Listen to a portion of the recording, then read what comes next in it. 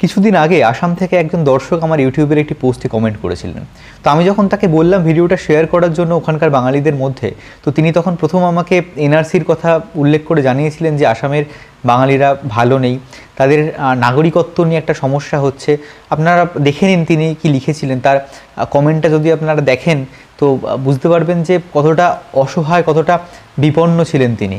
তো আমি প্রথমে তার গুরুত্ব অনুধাবন করতে পারিনি। আমি তাকে জিজ্ঞেস করেছিলাম যে আবার কি সেই বঙালখেদা আন্দোলনের মতো ৬-এর দশকে যেটা হয়েছিল এবং যেটা স্বাধীনতার পর থেকে একটা সমস্যা চলে আসছে আসামে, তো সেই সমস্যাটা কি আবার মাথাচাড়া দিচ্ছে? আমি কোনো আইডিয়া ছিল না আমার এই সম্পর্কে যে কি হতে পারে। তো তারপরে আমি আর এটা নিয়ে ঘাটাঘাটি করিনি, অতটা গুরুত্ব দিইনি, তার কারণ কোথা থেকেও সেরকম কোনো নিউজ পাচ্ছিলাম না। কিন্তু আজ খবরে বা কয়েকদিন ধরে যে খবরাখবরগুলো আসছে সেগুলো ভীষণ উদ্বেগজনক। এবং কিছুদিন আগে দেখছিলাম সেখানকার একজন বিশিষ্ট ব্যক্তিকে যেভাবে আক্রমণ করা হচ্ছিল, তো সেটাও খুব উদ্বেগজনক। তারপর থেকেই খোঁজখবর নিতে শুরু করি এবং যেহেতু আগের এই ঘটনাগুলো সম্বন্ধে কিছুটা পরিচিতি ছিল, তো ব্যাপারটা ভীষণ উদ্বেগের। আজকে সেখানে ৪০ লক্ষ বাঙালি, তাদের কোনো আইডেন্টিটি নেই, তাদেরকে রাষ্ট্র স্বীকৃতি দিচ্ছে না। কি হবে বিভিন্ন কথা বিভিন্ন জায়গা থেকে বলা হচ্ছে, আশ্বাস দেওয়ার চেষ্টা করা হচ্ছে, কিন্তু কোনো মন্তব্য রাজনৈতিক স্তর থেকে আসা সেগুলো উদ্বেগ কিন্তু বাড়াচ্ছে।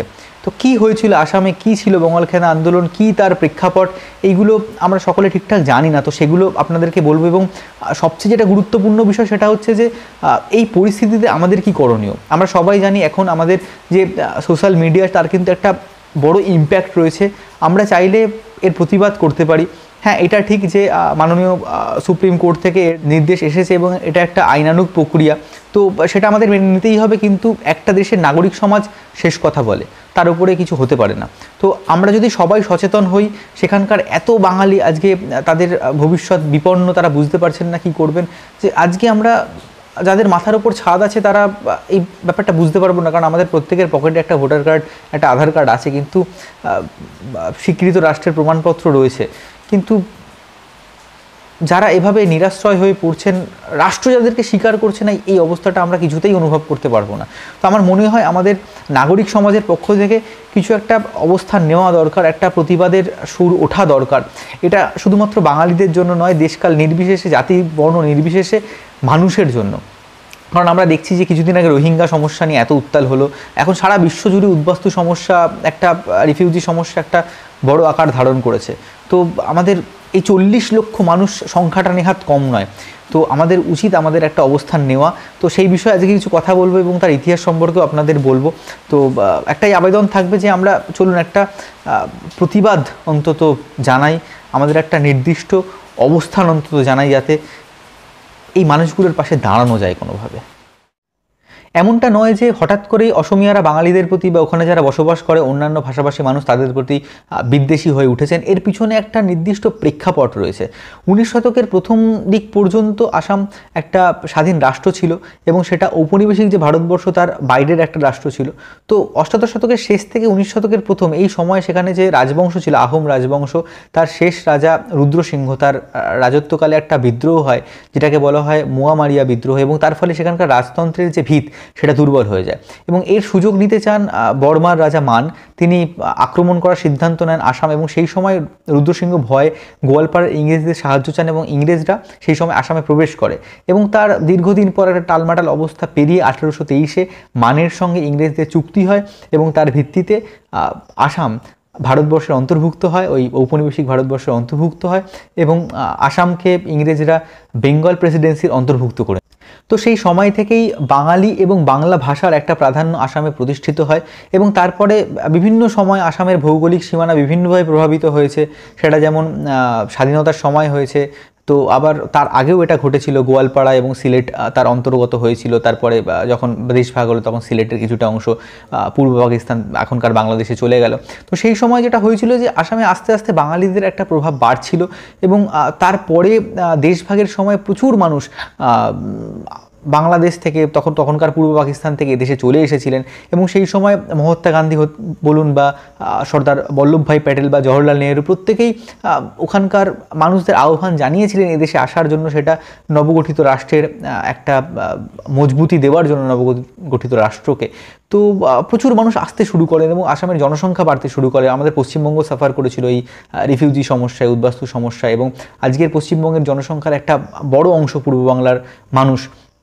তো সেক্ষেত্রে আমাদের মধ্যে এই প্রবলেমটা পরবর্তীকালে ক্রিয়েট হয়নি, আমরা সেটাকে সমাধান করতে পেরেছিলাম, কিন্তু আসামে এই সমস্যাটা রয়েই যায় এবং তারপরেও সমস্যা বাড়তে থাকে। তার কারণ যখন বাংলাদেশের স্বাধীনতা যুদ্ধ হয় সেই সময় অনেক মানুষ বাংলাদেশ থেকে এখানে চলে আসেন এবং তাছাড়া আসামে যেহেতু একটা চা শিল্প ইত্যাদির ব্যাপার স্যাপারগুলো ছিল, ওই জন্য অনেক বিহারি, উড়িষ্যার অনেক মানুষ আসামে আসেন এবং সেখানে এসে শ্রমিক হিসেবে পাকাপাকি বসবাস স্থাপন করেন। তো এই সময় যেটা হয় যে ওখানকার যারা স্থায়ী বাসিন্দা তাদের মধ্যে একটা ইনসিকিউরিটি তৈরি হতে থাকে যে আমরা কি তার সংখ্যালঘু হয়ে গেলাম, যেটা ওই আরব ইহুদিদের সমস্যার মতো একটা সমস্যা। তো সেখান থেকেই একটা বিদ্বেষ, একটা ওখানকার একটা সংকীর্ণ জাতীয়তাবাদ বলতে পারেন, একটা মাথাচাড়া দিয়ে ওঠে এবং সেটাকে বিভিন্ন সময় বিভিন্ন রাজনৈতিক দল নিজেদের সপক্ষে ব্যবহারও করতে চায়। এর মধ্যেই ঘটে যায় বঙ্গালখ্যাদা আন্দোলনের মতো রক্তাক্ত অধ্যায়, এর মধ্যেই নিধনযজ্ঞ চলে, এর মধ্যেই বাংলা ভাষার দাবিতে সেখানে আন্দোলন হয় এবং বারবার এই ব্রহ্মপুত্রের উপত্যকা রক্তাক্ত হয়েছে। তো এরপরে দীর্ঘদিন কোনো সমাধান সূত্র বেরোয়নি। শেষ পর্যন্ত 1985 থেকে রাজীব গান্ধী একটা চুক্তি স্বাক্ষর করেছেন, যেখানে বলা হয়েছে 1966 থেকে 1971 পর্যন্ত যারা আসামে বসবাস করতে এসেছেন তাদের কোনো সম্পত্তির অধিকার, ভোটদানের অধিকার থাকবে না এবং তারপরে 1971-এর পর যারা এসেছেন তাদেরকে বিদেশি বলে চিহ্নিত করা হবে এবং তাদেরকে বিতাড়িত করা হবে। তো সেই সময় এই সংখ্যাটা ছিল 15 লক্ষ। আজকে 2018-তে দাঁড়িয়ে সেই সংখ্যাটা দাঁড়িয়েছে 40 লক্ষ, যারা নাগরিক পঞ্জিতে ঠাঁই পাননি। এবং এর কি সলিউশন আছে আমরা জানি না। ওখান থেকে বলা হচ্ছে যে তারা আবেদন করতে পারেন বিষয়টা নিয়ে, কিন্তু সেটা কতদূর ফলপ্রসূ হবে, 40 লক্ষের সংখ্যাটা কোথায় গিয়ে দাঁড়াবে, এটা আমাদের কোনো আইডিয়া নেই। এর মধ্যে আমরা শুনছি রিটেনশন ক্যাম্প করা হয়েছে, তার জন্য বাজেট বরাদ্দ হয়েছে, সেখানে 3,500 লোকের সংস্থান হবে, কিন্তু সেটা তো সংশোধনাগারের একটা বর্ধিত চেহারা। তাই এতগুলো লোক কি সেই ইহুদিদের কনসেন্ট্রেশন ক্যাম্পের মতো সেখানে গিয়ে ঠাঁই পাবে? আজকে আমরা জানি যে আমরা যখন কোনো রাষ্ট্রে জন্মাই, আমাদের রাষ্ট্র আমাদের মৌলিক অধিকার, আমাদের স্বাধীনতার অধিকার, আমাদের জীবনের অধিকারকে সুনিশ্চিত করে, কিন্তু রাষ্ট্র যদি একটা মানুষকে অস্বীকার করে তাহলে তাদের মৌলিক অধিকার নিয়ে কারা লড়বে? কোথায় যাব আমরা?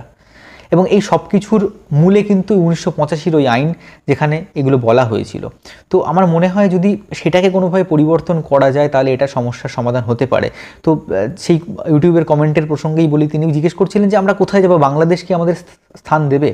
আমার মনে হয় না বাংলাদেশ 40 লক্ষ লোকের চাপ সামলাতে পারবে। তার কারণ একটা দেশের জনসংখ্যা 40 লক্ষ হয় না, সেখানে এতগুলো মানুষের নতুন করে সংস্থান তৈরি করা খুব সহজ কাজ নেই। পশ্চিমবঙ্গের ওপরেও একটা চাপ এসে পড়বে। তো যখন সেখানে এটা এতদিন ধরে অসমে এতগুলো লোক বসবাস করছেন, সেখানে একটা সিস্টেমের মধ্যে বসবাস করছেন, মনে হয় না সেই সিস্টেমটা ভাঙলে কারোর খুব একটা উপকার হবে, সবারই ক্ষতি হবে। এবং এখানেই মনে হয় যে আমাদের সবার একটা পদক্ষেপ নেওয়া উচিত, আমাদের সবার একটা আওয়াজ তোলা উচিত যে কিছু করার জন্য। তাহলে আমরা সব নাগরিকরা যদি এটার বিরুদ্ধে রুখে দাঁড়াই তাহলে নিশ্চয়ই সরকার প্রভাবিত হবে, নিশ্চয়ই কোনো একটা তার সিদ্ধান্ত নিতে বাধ্য হবে। তো এই কারণেই ভিডিওটা করা খুব সুপরিকল্পিতভাবে করা নয়, বুঝতেই পারছেন যে বক্তব্য খুব এলোমেলো। তার কারণে আমি নিজে ভীষণভাবে উদ্বিগ্ন এবং সেটা আমার কথাবার্তায় প্রকাশিত হচ্ছে। আমি এই ভিডিওতে লাইক কিচ্ছু চাইবো না, শুধুমাত্র এটাই চাইছি যদি আপনারা মনে করেন যে এটা শেয়ার করার যোগ্য, অন্যদের কাছে এই বার্তাটা পৌঁছানোর যোগ্য। তার কারণ আমার মনে হলো আজকের দিনে দাঁড়িয়ে যে সোশ্যাল মিডিয়া যেভাবে সক্রিয়, এটা একটা ভালো মাধ্যম হতে পারে অনেকের কাছে পৌঁছানোর, বার্তাটা পৌঁছে দেওয়ার, যারা সচেতন নই, যারা এখনও অন্যান্য চুটকি বা হাসির মজার মেসেজ শেয়ার করে যাচ্ছি। একটু দায়িত্বশীল আমাদের হওয়া উচিত। তো এইটুকুই আমার আবেদন থাকবে, যদি মনে করেন যে মেসেজটা শেয়ার করার মতো তাহলে প্লিজ শেয়ার করুন, বা যেভাবে সম্ভব তাদের পাশে দাঁড়ান, একটা প্রতিবাদ হোক নাগরিক সমাজের পক্ষ থেকে, এটাই চাওয়া আপনাদের কাছ থেকে। ভালো থাকবেন, তাদের পাশে থাকবেন যেভাবেই হোক, আর কিছু বলার নেই। ধন্যবাদ।